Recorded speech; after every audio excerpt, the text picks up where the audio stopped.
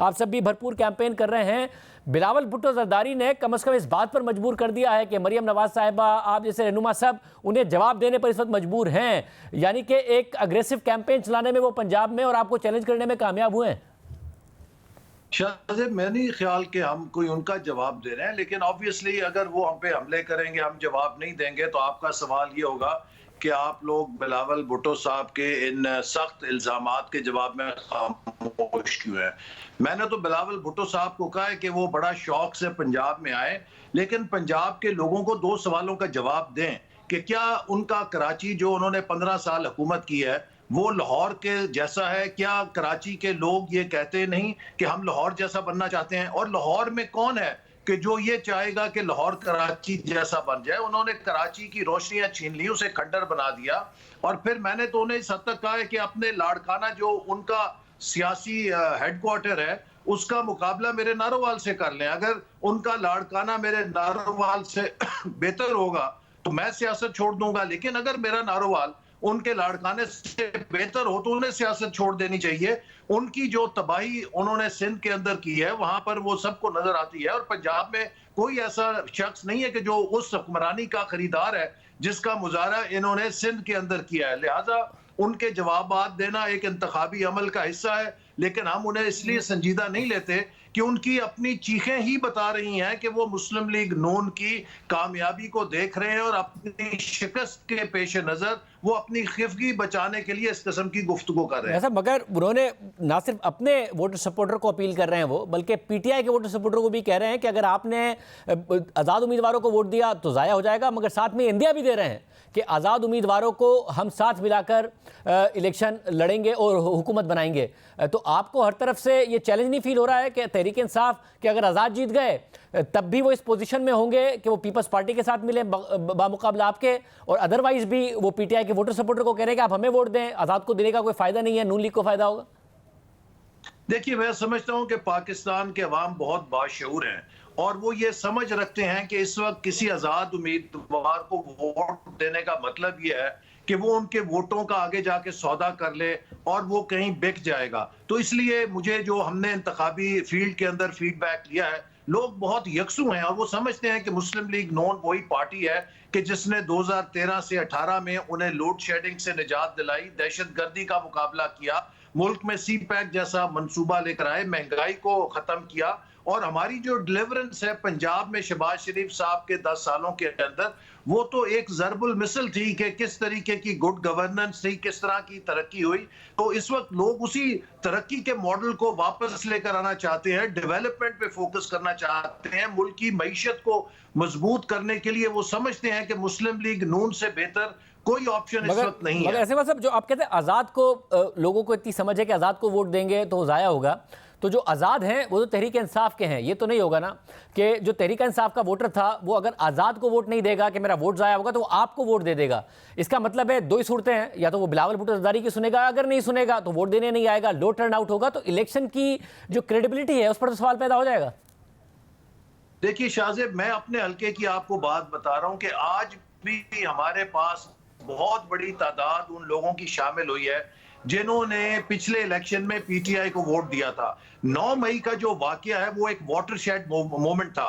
देखिए, पाकिस्तान के लोगों की आंखें खुल गई हैं। एक सियासी जमात जिसने कायदे आजम के घर को जला के राख कर दिया, वो सियासी जमात जिसने हमारे शहीदों की यादगारों को मिसमार किया, उनको ठुड्डे मारे, एक सियासी जमात जिसने फौज की छावनियों पर और जीएचक्यू पे हमला किया और जिसके इस अमल से हमारे दुश्मनों ने मिठाइयां बांटी, लोगों की आंखों से पट्टियां उतर गई हैं। लोग समझते हैं कि इनका एजेंडा किसी और का एजेंडा है, और मैं ये देख रहा हूं कि पीटीआई में वो लोग के जो एक बड़ी नेक नीयत के साथ शामिल हुए थे कि शायद ये कोई नया रास्ता होगा, शायद इनके पास कोई बेहतर प्रोग्राम होगा, वो उनके इन तमाम एक नेगेटिव पॉलिटिक्स से, एक हर वक्त साजिश, डरना, फसाद, गाली गलोच और बिलखसूस 9 मई का जो अमल है उससे मायूस होकर अब वो मुस्लिम लीग नून की तरफ आ रहे हैं, और वो समझते हैं कि नौजवानों के लिए अगर माजी में भी किसी जमात ने किया, देखिए हमने नौजवानों को लैपटॉप दिए। इमरान खान का विजन ये था कि लैपटॉप बंद कर दिए, मैं आपको मुर्गी अंडे दूंगा।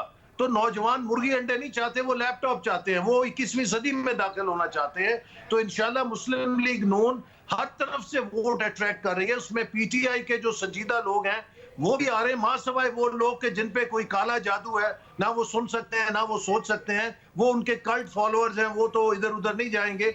लेकिन हर किसी को पता है कि ये जो आजाद उम्मीदवार हैं, अगर ये इतने ही सच्चे होते तो ये अपनी पार्टी ना छोड़ते। फिर ये क्यों अपनी पार्टी इन्होंने छोड़ी? इनमें से तो सब ने अपनी पार्टी से बरात का ऐलान किया, टीवी पे उनके बयानात चले, तो नहीं, अभी अभी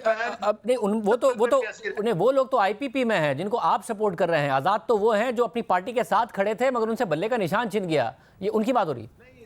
इनमें भी एक कसीर तादाद उन लोगों की है कि जिन लोगों के खिलाफ अगर ये अफवाह ही आई कि जी शायद 9 मई के अंदर आपका भी नाम होगा, ये सीन से गायब हो गए थे, ये भाग गए थे सारे। और सर और मुझे ये भी बताइएगा कि सब में आपकी पार्टी में जब नवाज शरीफ साहब तकरीर करते हैं, अपने बाद वो जगह देते हैं मरियम नवाज साहिबा को तकरीर करने की। अब जाहिर है जब आपका मुश्किल वक्त था, मरियम नवाज साहिबा ने स्टैंड लिया, पार्टी को मोबिलाइज किया, क्राउड पुलर के तौर पर सामने आई। मगर जब नवाज शरीफ साहब जिस तरह उन्हें प्रेजेंट कर रहे हैं तो ऐसा लगता है कि वो अपने जानशीन के तौर पर पेश कर रहे हैं। मगर जब हम शहबाज शरीफ साहब को देखते हैं तो शहबाज शरीफ साहब अपनी मुख्तलिफ कैंपेन में हमें नजर आ रहा है, कभी वो अगर स्टूडेंट से भी खिताब कर रहे हैं कि जैसे वो अभी भी अपने आप को एक वजीर आजम के तौर पर ही पेश कर रहे हैं। तो कौन है आपका वजीर आजम का उम्मीदवार? नवाज शरीफ साहब हैं, शहबाज शरीफ साहब हैं, सियासी जानशीन कौन है? ये किस तरीके से पार्टी आगे बढ़ रही है?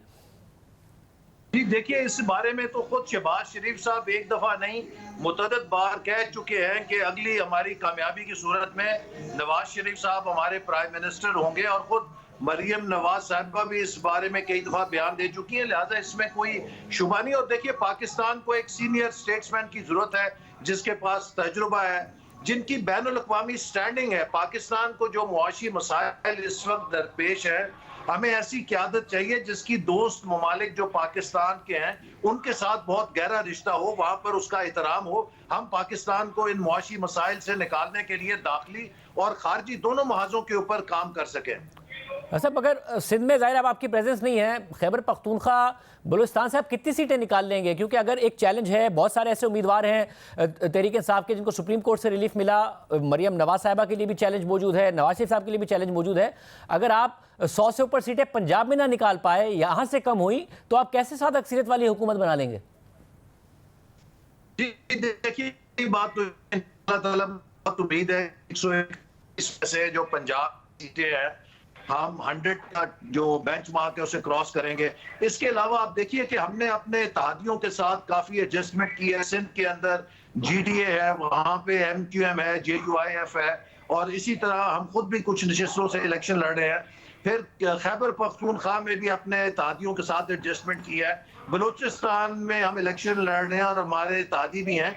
तो हमारी जो कॉम्बिनेशन है जिसके साथ हम इलेक्शन लड़ रहे हैं वो इस कदर मजबूत है कि हमें बाकी सूबों से भी काफी तादाद में नशिस्त इंशाल्लाह हासिल होंगी, और मुस्लिम लीग नून एक कंफर्टेबल तरीके से अपनी मेजॉरिटी गवर्नमेंट कायम कर सकेगी। और यही पाकिस्तान के मुस्तकबिल का हल है। अगर हमने एक फ्रेगमेंटेड, एक तकसीम शुदा पार्लियामेंट चुनी तो ये पाकिस्तान के लिए एक बहुत बड़ा जहर होगा, बहरान होगा। इसलिए मुझे उम्मीद है कि पाकिस्तान के अवाम मुल्क के जो मसाइल हैं उन्हें हल करने के लिए एक मुस्तहकम हुकूमत के लिए मुस्लिम लीग नून को अपना वोट देंगे, ताकि हमने जैसे 2013 के बाद पाकिस्तान को उन मसाइल से निकाला, हम दोबारा पाकिस्तान को अपने पैरों पे खड़ा कर सकें।